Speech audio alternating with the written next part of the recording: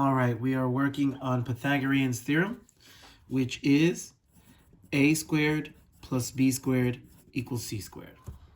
Now, c is the only important one. C has to be by itself. The other two join. So a and b are interchangeable. Now, c is always the hypotenuse.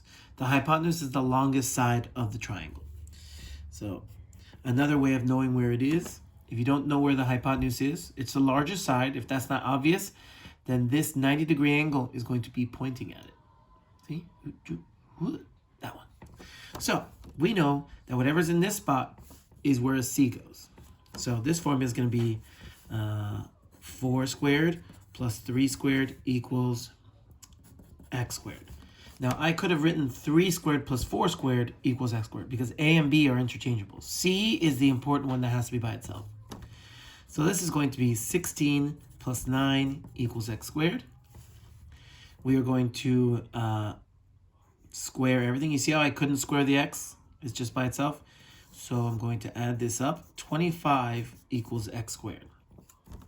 25 equals x squared. How do I get rid of the x squared? I don't want to know what x squared equals. I want to know what x equals. So I'm going to square root. Square root is the opposite of squared, so it cancels. Square root, 5 equals x.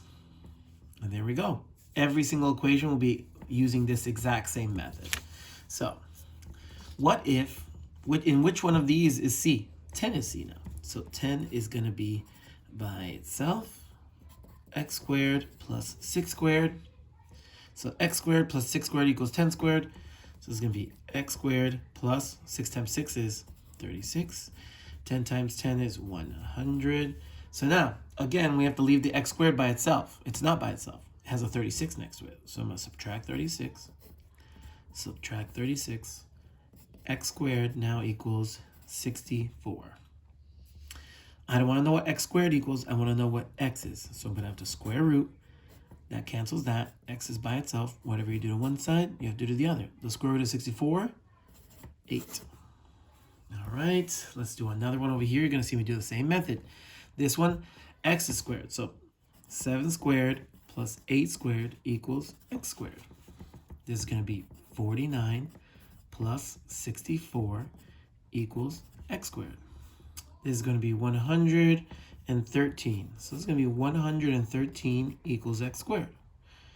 Now, I have to square root this. I'm left with just x. I'm going to have to square root this side. I'm left with the square root of 113 because it's an irrational number. I'm going to leave it like that. So I don't have to do any extra work knowing that this is an irrational number. So there's no number times itself that makes 113. All right, now we're here. Now they gave us all the sides. What are you checking? Well, the 90 degree is missing. I want you to tell me if this is a right triangle, yes or no. Pythagorean's theorem only works on right triangles. So if this doesn't work, if a squared plus b squared equals c squared doesn't work, it's not a right triangle. So let's check. I know that this one's the biggest side, so that's going to be by itself. So 8 squared plus 6 squared. So that's going to be 64 plus 36. Does that equal 121? Let's check. Let's add those up. 100 equals 121. Does 100 equal 121? Does 100 equal 121? That's a no. So this is going to be not a right angle. So is this a right angle? Absolutely not. Now we're going to check with this one. Oh, my pencils are slowly fading in. So now we're going to check this one. A squared plus b squared equals c squared. I know this one's c squared, so that's going to be by itself. A squared plus b squared, so that's going to be 25 plus 144 equals 169. We're going to add these up, and we're going to get 169 equals 169. That is correct. Pythagorean's theorem worked on this triangle. That means that it is a right triangle.